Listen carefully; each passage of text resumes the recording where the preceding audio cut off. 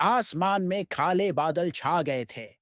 रात के करीब 11 बजे 30 मिनट मधावा लास्ट बस से थिएटर पहुंचा। दूसरा शो कब का खत्म हो चुका था और थिएटर का दरवाजा लॉक हो चुका था। मधावा ने पुरानी जंग वाली चेन उठाई जो गेटे पे लटकी थी और 3 बार लोहे पे खटखटाया। वेलप्पन, जो मैनेजर और अशर था, तुरंत समझ गया यह सिग्नल। वो हाथ में लैंटर्न और लेदर का पाउच लेकर आया और गेटे का तला खोला। मैं सोच रहा था तू आएगा ही नहीं, वेलप्पन ने कहा। अच्छा हुआ, मुझे यहां रात नहीं गुजारना पड़ेगा।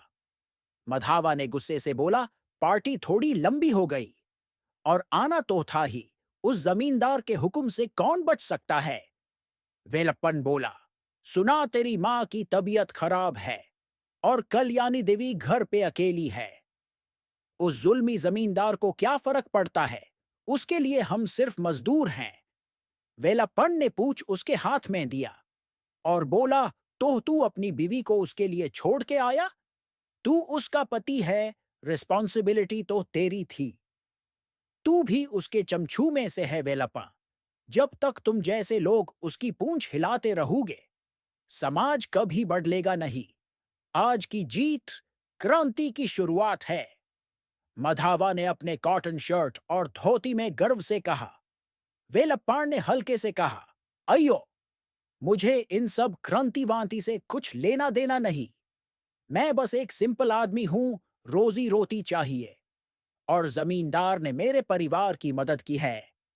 फिर वेलप्पन ने पूछा, मैं जाऊं घर? बीवी इंतजार कर रही होगी। मधावा ने हाँ बोला। हाँ, तू जा। मुझ पे दाग मत लगा देना कि रात भर रोक लिया। पर तू मेरे साथ नहीं आएगा।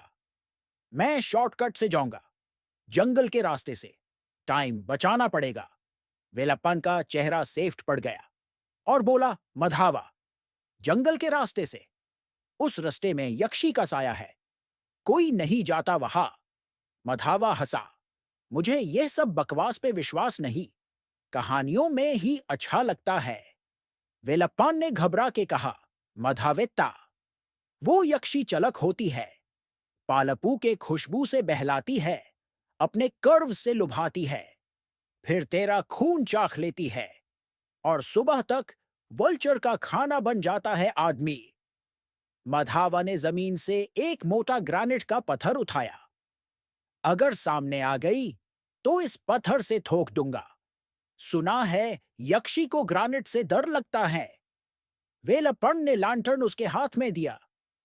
रख ले, वो कोई भी रूप ले सकती है, सावधानी जरूरी है। मधावा ने पठार छोड़ दिया और लैंटर्न पकड़कर जंगल के रास्ते चल दिया।